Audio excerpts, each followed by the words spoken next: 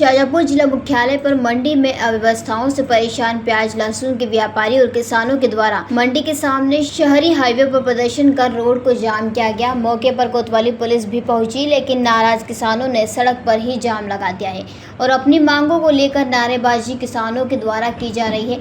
मौके पर प्रदर्शन कर रहे प्याज व्यापारी ने चर्चा में बताया कि मंडी हमसे 1% का टैक्स लेती है, लेकिन सुविधाओं के नाम पर यहाँ पर कुछ भी नहीं है। शेड जिन पर अन्य व्यापारी का अनाज 1 महीने से रखा हुआ है, उन्हें नहीं हटाया जा रहा है। प्याज बाहर खुले में पड़ी होने से गीली हो रही है, जिससे प्याज का भाव नहीं मिल रहा है। मंडी में काफ़ी लंबा जाम लगा रहता है। इसके कारण गत दिनों एक किसान को हार्ट अटैक आ गया और जाम के कारण उसे समय पर मंडी से बाहर अस्पताल ले जाने में काफ़ी परेशानी आई।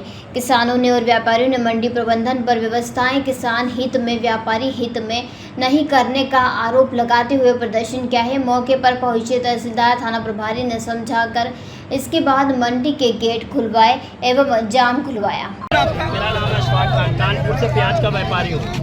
ठीक है, केवल हम लोग की मांग इतनी है, जो पीछे सेट पड़े हुए हैं, जिस सेट पे अनाज जो है 1-1 महीने से पड़ा हुआ है, उसको खाली करा के किसान बंधुओं के लिए 1 महीने के लिए दिया जाए।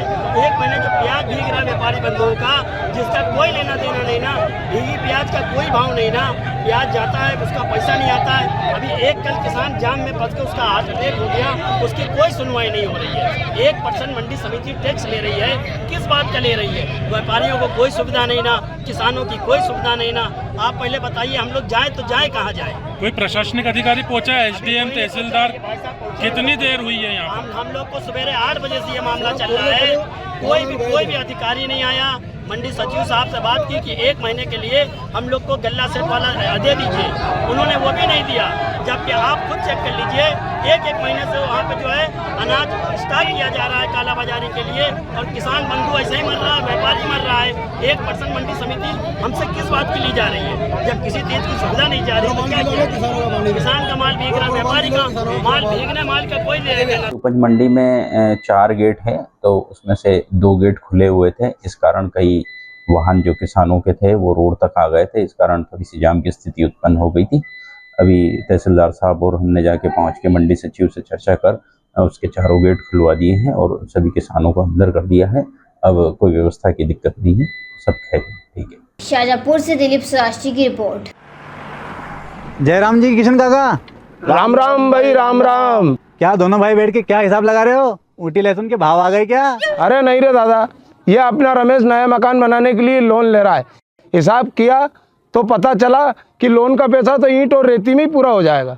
और अभी तो सीमेंट लानी है, सलिया लाना है, और तो ठेकेदार को भी पैसे देने हैं। मेरे तो कुछ समझ में ही नहीं आ रहा कि कैसे बनेगा मेरा नया मकान। अरे किशन काका, कहाँ इन रेत सीमेंट और लाल ईंटों के चक्कर में पड़ रहे हो? मेरी बात मानो तो अपने घर को बाबजी एएसी ब्लॉक से बनवाओ। इसमें ना सीमेंट और रेत की जरूरत होती है, ना ही तराई करने की झंझट। और लाल ईंटों के मुकाबले आपका मकान काफी तेजी से बनकर तैयार हो जाएगा। इससे आपके पैसे तो बचेंगे ही, साथ ही मजबूती ऐसी कि सालों साल देखने की जरूरत नहीं। और इससे आप अपना मकान ही नहीं, कुएं और खेत की बाउंड्री वॉल भी बनवा सकते हो, जिससे रोजड़ों की समस्या भी खत्म हो जाएगी। वाह भाई, ये तो कमाल की चीज है। फिर तो मैं अपना घर बाबजी ब्लॉक से ही बनवाऊंगा। और मैं अपने खेत की बाउंड्री वाल। ज्यादा जानकारी के लिए स्क्रीन पर दिए गए नंबर पर अभी कॉल करें। बाबजी एएसी ब्लॉक्स, स्टील से मजबूती।